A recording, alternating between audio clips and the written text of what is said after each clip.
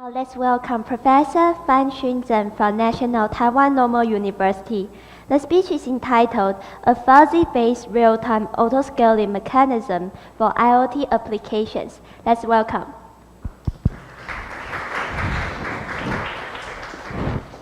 Hi, good afternoon, everyone. Thank you for introducing me. My name is Fan-Hsun Tseng. I'm an assistant professor in National Taiwan Normal University.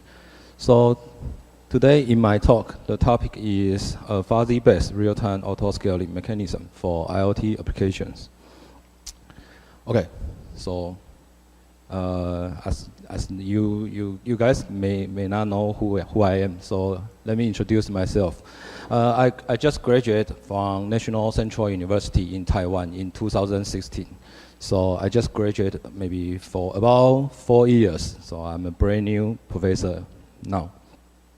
And I'm also a Deputy Secretary General in the Institute of Information Computing Machinery in Taiwan. So for the audience in this classroom, if you are a master student or a PhD student, you may consider to submit your thesis or your dissertation to our society. Every year we have best thesis paper and the best dissertation paper. And I'm also an associate editor-in-chief in Taiwan for the Journal of Computers. It is an EI index journal. So for the audience online, maybe you can submit your papers to my journal. I'm also I'm also an associate editor in IEEE ASS and the HCIS and the JIT. These 3 journals are SCI index journals. So welcome to submit your papers to the journal. So for the audience online, maybe you don't know where is Taiwan Normal University. So allow me to use a few minutes to introduce my university. National Taiwan Normal University is a very old, very historical university in Taiwan. It was established in 1922. So we are celebrating for the 98 years old in our university. It's almost about 100 years. And it upgraded to become a National Taiwan Normal University in 1967. So recently, National Taiwan Normal University is very famous at the education subject. In the QS ranking, our education is in the whole world is the 31 ranking. Also, in the THE for the UK, for the Times Higher Education ranking, we have the 23rd ranking on education. So also in the QS ranking, the global world ranking is 300. So there are many campuses in our university. It's around about 4 or 5 campuses. I think it's 4 campuses in our university. The main campus is divided into main campus 1 and the main campus 2.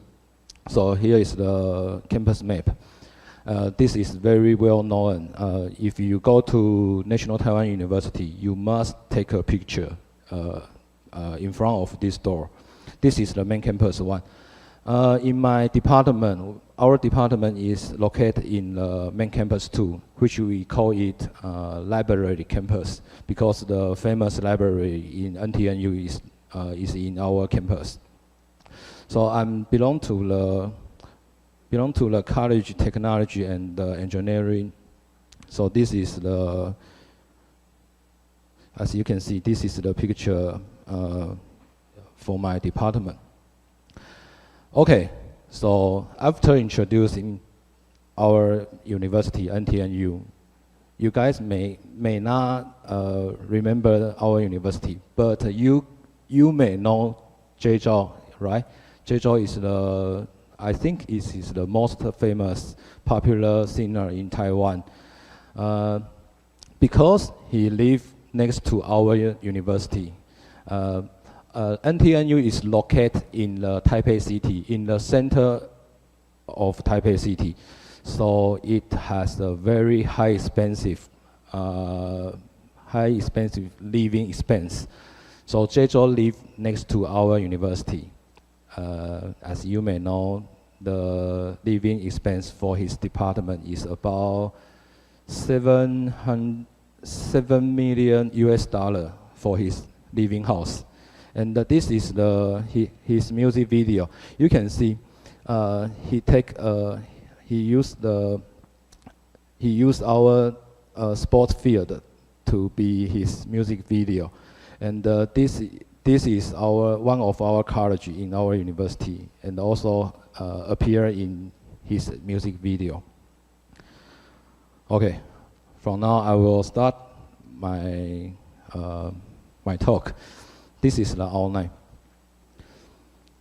So I think almost everyone knows IoT of things. IoT of things involve many technologies, including architecture, sensor, identification, coding, transmission, data processing, network, and discovery, and so on. So IoT was first proposed in 1999 by the Auto ID Center. So up to now, it's about 20 years. So in 1999, the U.S. president made a positive statement to encourage the development of IoT.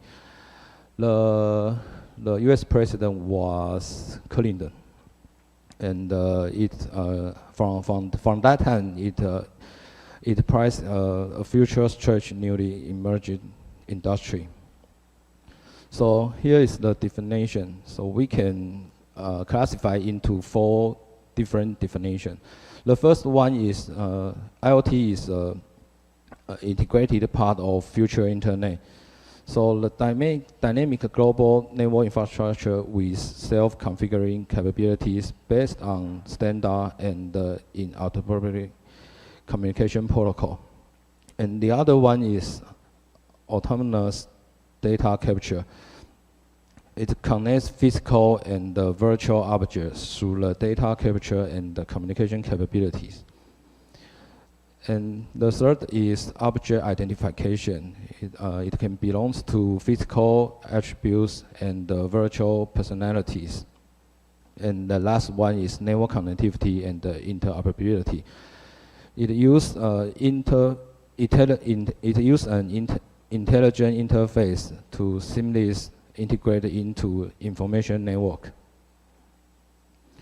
So perhaps some audience have seen this picture. The IoT architecture, it can be regarded as like mankind neural network. We also call it man-like neural network, and aka MLN. So the left side is a MLN model. On the top of this figure is a MMDC. MMDC means the management and the data center. So the below are sensors and distributed control nodes. And the right side is a modified MLN model. What's the difference between these two? The difference is there is a distributed control nodes in the modified MMDC model. And then the IoT architecture, it needs a social organization framework. Each block in this picture, each block is MMDC, which is just like I said, MLN model, a man-like neural model. And the left side is local MMDC. Local MMDC means local management data center, and at the end is the IMDC. IMDC is industrial management data center. So IoT is an integrated part of future internet. It connects the digital world and the real physical world and the virtual cyber world. Between the digital world and the real physical world, there is a seamless integration. Because IoT there are so many things in IoT environment, so the things should be integrated together and has a uniform platform to connect each other. And the digital world, between the digital world and the virtual cyber world is bits integration, because there are so many different kinds of sensors, so you need to bits integration. And between the real physical world and the virtual cyber world is semantic integration. Finally, so it combined to society. In the middle is the knowledge integration. So this feature I should introduce. I think maybe a lot of people heard this before, because there are 6 AS and 6 C of IoT. The 6 A are any network, and anyone, any service, any place, anything, anytime. For example, IoT has changed our life. You can imagine we live in our house, and you can see there are a lot of sensors, IoT devices around our life. And after we go outside, and we can see there are a lot of smart meters, smart can. They are recording our life now. So just like the 6A, any network, anyone, any service, any place, anything, anytime. And the 6C is collection, connectivity, computing, content, convergence, and the communication. For the collection, there are a lot of sensors, so you need to collect this data. And the connectivity, a lot of things, they are connected to the internet, so they become to a connectivity. And computing, each sensor node has a computing power, so you need to know how to, you need to use a suitable device to be the IoT things. And the content, which content you should collect. Convergences, just which means everything around our life, you have you need to cover your life. And the communication, things are communicate with each other. So after I introduce a lot of information about IoT, I will introduce in container virtualization. In this talk, I will introduce you a platform which made in our laboratory. We built a platform. It equips with auto-scaling mechanism for connect to all of the IoT device. So the first one is container. Container is OS level, is the operating system level virtualization technology, which is different to the hypervisor technology, virtualization technology I will introduce later. The container OS level virtualization technology, it shares operating system kernel. It only uses one operating system kernel to establish and execute instantly. The advantage is it is tiny storage. It's more flexible than traditional hypervisor virtualization. It also has a high efficiency. However, it also has security issues, because once you share the operating system level, so each instance they may read other profile. So the security issue should be solved. This is Docker. Docker is a virtualization method. Is a container virtualization method, which can be used to implement containers. The Docker engine is a portable and lightweight runtime and packaging tool. It is a Linux it is a Linux container file system is replaced with advanced multi-layered unification file system. We call it AUFS. The AUFS supports hierarchical file system that allows applications use the same basic file. Also, it is a cross-platform. It can be implemented in Linux, Windows, and OS X. So, in this figure, we can see that there are image and the containers, and also have the Docker file. In the image, it runs the containers. The containers can stop, restart, and stop. And then you use the Docker file to read the image and use the image to run the Docker file. So this is the most important in this talk. We propose integrated virtualization fog platform. We also call it IV fog platform. The IV fog platform establishes containers in virtual machine. This is very different to traditional researches. The advantage is we can achieve isolation guarantees, security-aware isolation, and high scalability. However, it also has an overhead, has a disadvantage. We need to waste a little power overhead.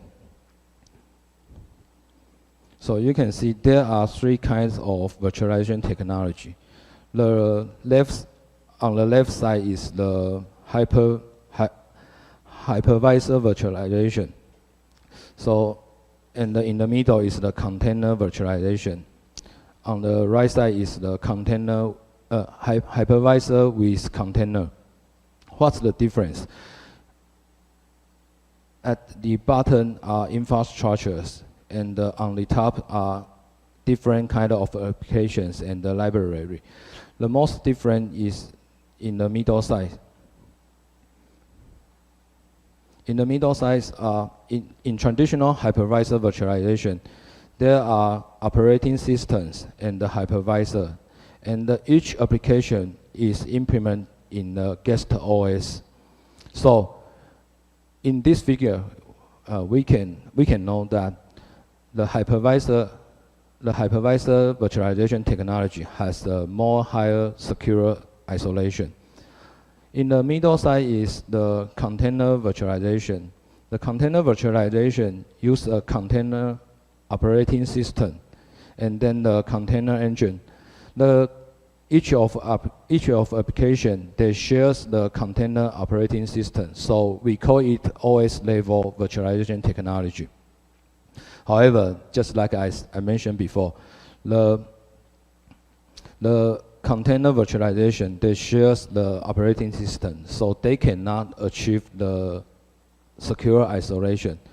So we propose a hypervisor container. We call it IV fog platform. The difference is we also the infrastructure, including all of the resource about the CPU, about the memory, network, and so on, and the storage. And then the operating system, we use the hypervisor virtualization technology to put the operating system right here, and also the hypervisor. And then we use the container engine to build up a container in the VM instance. So at this time, each application is run on a different VM by a container engine. So we can achieve the flexibility, also guarantees the security issue. Then I will introduce you auto-scaling. Auto-scaling is, I think, is an old topic, but is still important now. No matter in which research field, there still have auto-scaling issues. So auto-scaling is a feature that dynamically allocates computing resource based on actual usage. For example, you can see this figure. On the y-axis, this is demand. So demands changes by time. So how to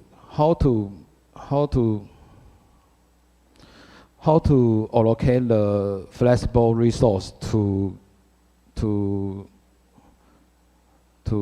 satisfy the demand is a very important issue. And there are two kinds of scaling methods. The first one is vertical scaling, and the second one is horizontal scaling. What's the difference? The vertical scaling, it increase and decrease size of computing resource, but the service have a restart time. You can see in this figure, this is vertical scaling. Vertical scaling means if you allocate maybe 2 CPU and 16 GB memory, if the demands grows, you can increase the resource allocation. However, it need to stop the current service and restart it. So it also has a disadvantage. And the horizontal scaling, it add and remove the number of computing resource, just like this one. The horizontal scaling, it can add for example, add the VM instance or add the container instance. So, however, it also has the defect. The defect is you need compute a basic overhead. So here are some issues about auto-scaling policy.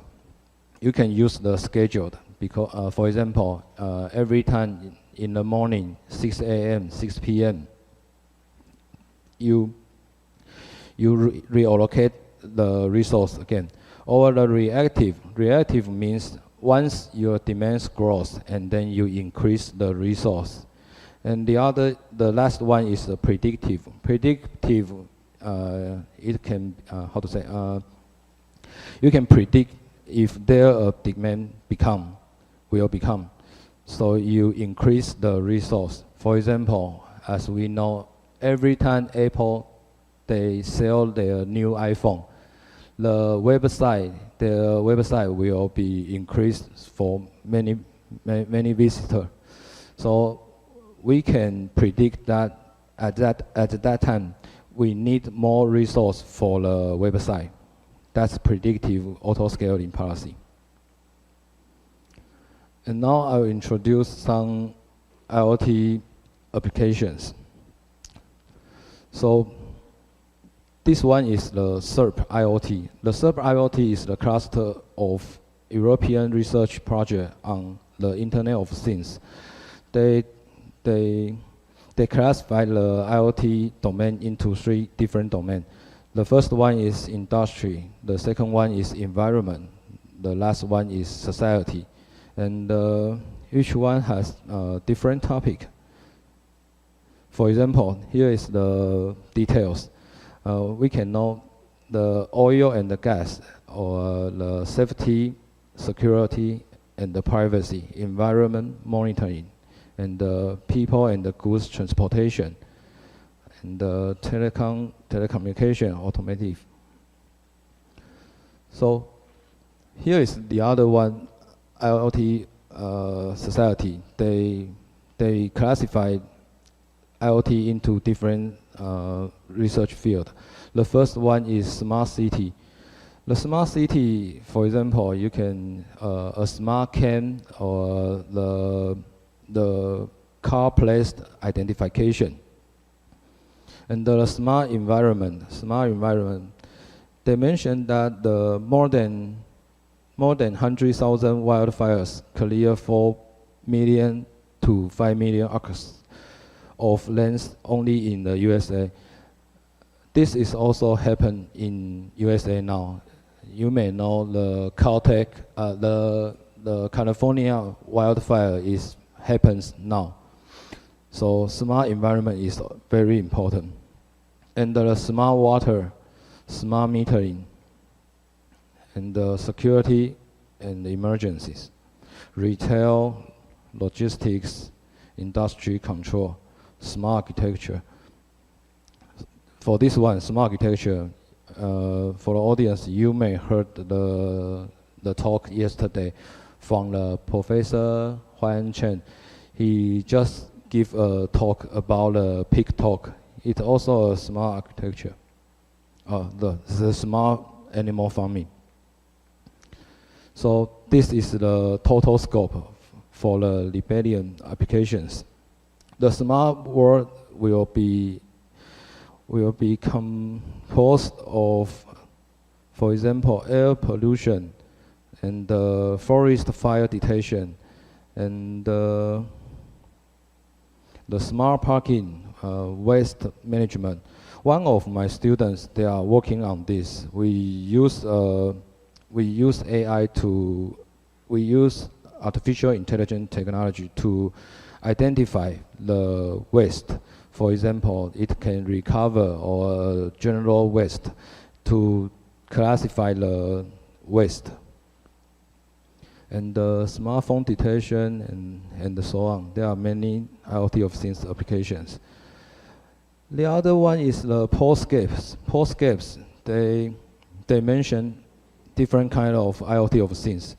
The first one is body network. For example, in the morning, the Professor Zhang, they mentioned a wearable device for the Apple Watch, and also the smart home. You can have a smart home appliance, and the smart city, industry, and the environment. So what will be the next one?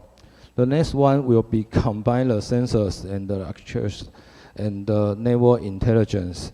So AIoT, which means the artificial intelligence, Internet of Things, will be the next topic in the future.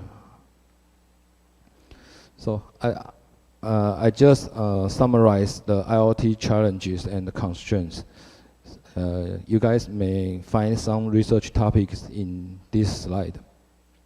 The semiconductor technology scaling gives rise to three key challenges. The first one is the challenge of scalability. The second one is the challenge of adaptation. The last one is the challenge of integration. The challenge of scalability, the need to extend communications and the processing to large data over heterogeneous channels. The challenge of adaptation, it needs to reuse to retarget both hardware and the software. So that's why the programmable issue is a very important issue in the research. And the challenge of integration, the need to more optimally exploit heterogeneous component technology with respect to cost, performance, energy trade-offs. So here is the fundamental technology constraints. The first one is energy. We know that IoT was original from sensors. Sensors are battery limited, so the energy issue energy is a very important issue. But in IoT device sometimes it's power wired, so energy will not be the most critical issue. And then the bandwidth. IoT device always send some bits with the limited speed of semiconductor device. So this is the one of constraint.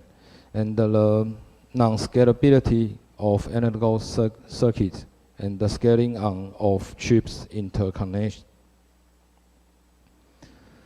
So for now, I will introduce you how to deploy auto-scaling platform for IoT device.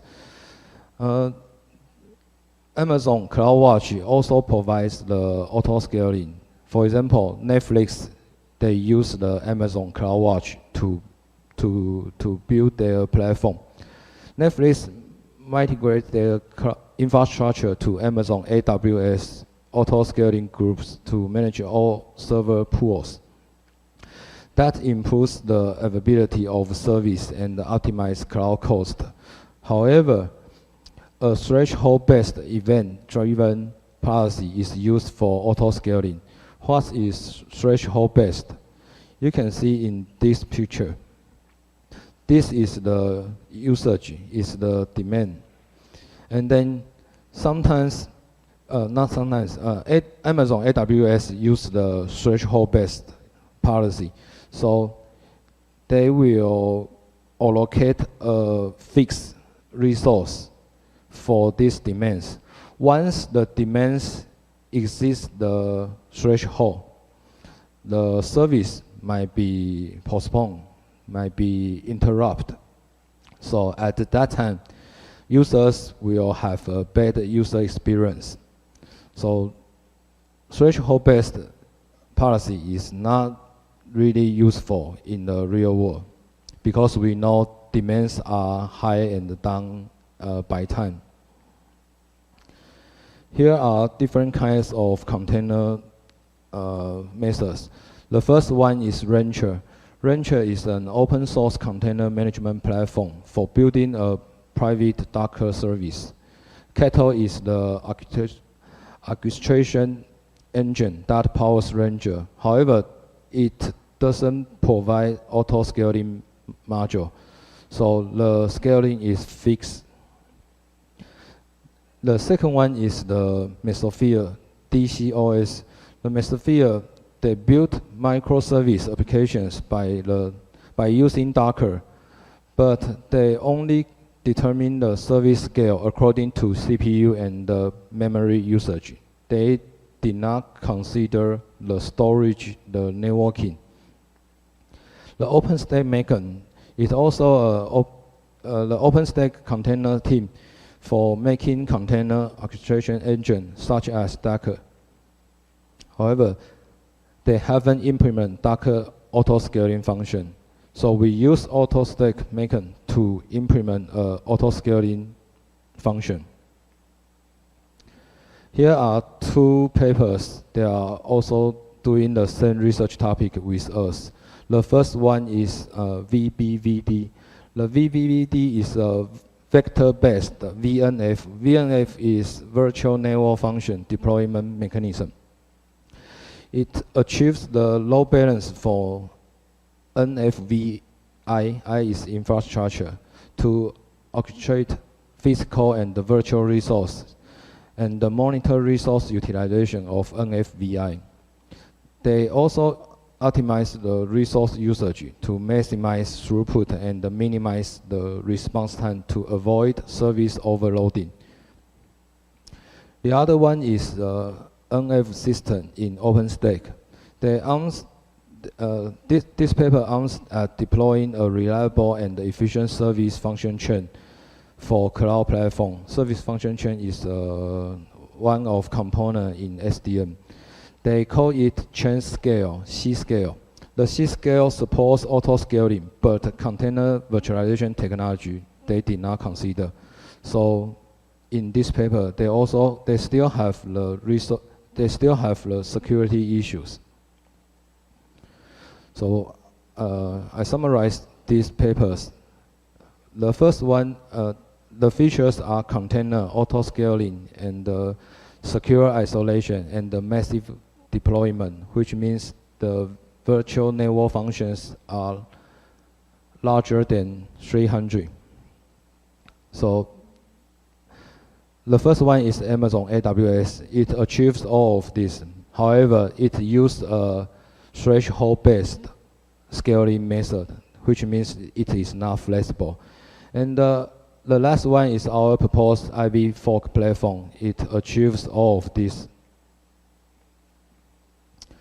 So now I will introduce my proposed IV fork platform and our FRAS is a fuzzy-based auto-scaling mechanism. This is the IV fork platform. In this figure, there is the Orchestrator and the stack manager and the Docker engine manager. The other side is the NFVI. There are Docker engines and the virtual machines. As you can see, we implement the Docker engine in a virtual machine. So we call it integrated virtualization technology. And here is our architecture engine. The right side is the traditional ETSI NFV architecture. The left side is our orchestration. What's the difference? You can see there is only one orchestrator. Both of us only has orchestrator. However, we use the agent to deploy the virtual PC. So we can have a more flexible results than the orchestrator. Here is the performance data collection. The orchestrator needs to allocate resource based on the status of the entire IV Fog platform. At the beginning, we will get the Docker ID list. And then if the ID list is not empty, we will pull performance measures and calculate the resource utilization and ensure the VNF is larger than 40 or not. So we also build a load balancer. The load balancer, the service request of clients will be distributed to different service VNFs via VPN encryption tunnel. There is a healthy check event handler. We call it HC. HC handler, it receives unhealthy event and send the unhealthy VNF to load balancer manager, just like here. The load balancer read the load balancer config file from the Docker engine, and the stack load balancer manager send the healthy check event handler send the failed VNF ID to the load balancer manager and then send to the Docker. And here is our proposed FRAS mechanism, which is fuzzy-based real-time auto-scaling mechanism. And this is the membership grade. The fuzzy membership grade we divide into low, medium, and high. The fuzzy rules is in this slide. We focus on CPU, memory, and the network. 3 different kind of resource. If the CPU is high, and then we scale it as high. The CPU is medium, and the memory is high. The network is medium. We scale it to medium, and also. So this is the total layout of our FRAS mechanism.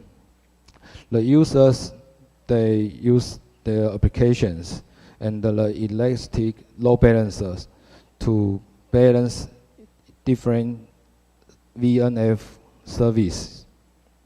And right here, we have our FRAS architecture. It monitors CPU, network, memory, and the storage usage. So I will introduce our experiment environment.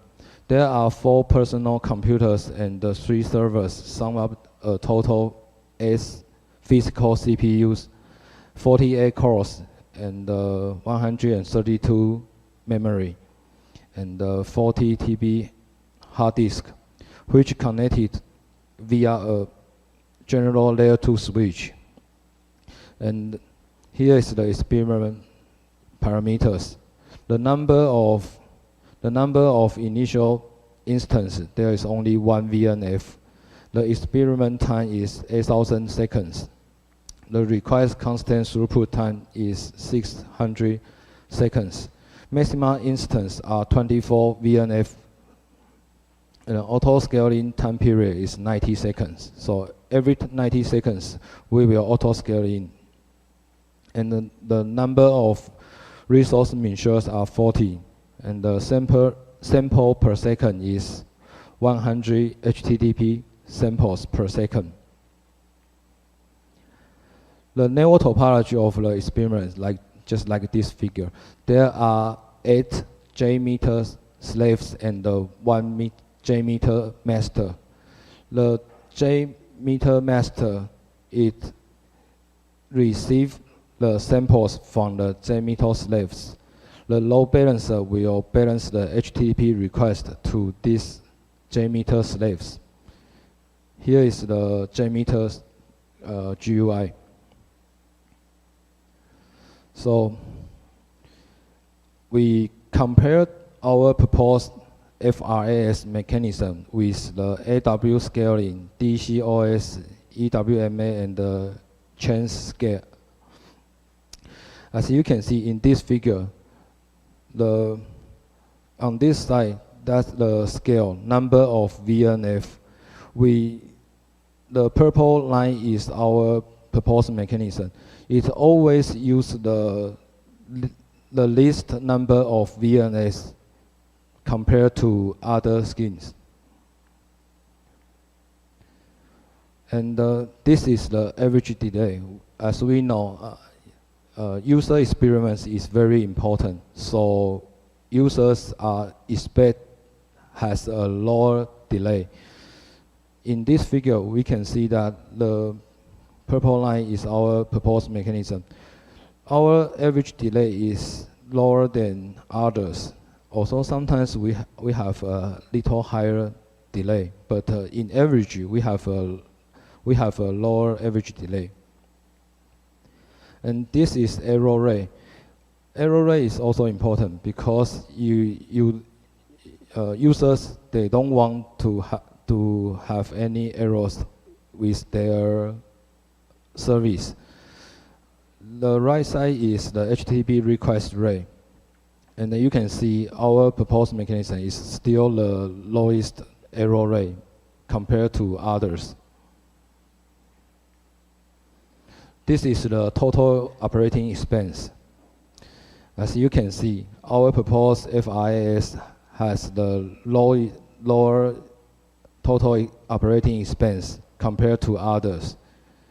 However, the performance test of 4 scenarios, there are 8 different kind of scenarios. The first one is single thread and the multi-thread. And the second one is naive. Naive means the traditional hypervisor technology. And the other is Docker, and the Docker on VM. The Docker means traditional Docker technology, traditional OS level virtualization technology. And the Docker VM is our proposed method. As you can see, the orange one is our results. It has a lower performance value because we trace our performance to become a higher secure isolation. So here is the conclusion. Our proposed IV Fog platform is composed of hypervisor and the container virtualization technology, which is very important because the traditional hypervisor technology, it offers secure isolation, but the container virtualization technology use the OS level. They shares the operating system, which means the security issue is failed. So we compose these 2 kinds of virtualization technology. And then the proposed FRAS mechanism is implemented on the IV Fog platform for deploying service rapidly. As you can see, we achieved the massive deployment larger than 300 virtual network functions. And then the IV Fog platform and the FRAS mechanism, it provides a better auto-scaling result with lower average delay and the lower error rate, less total operating expense, but only slightly lower performance value. So that's it. Thank you.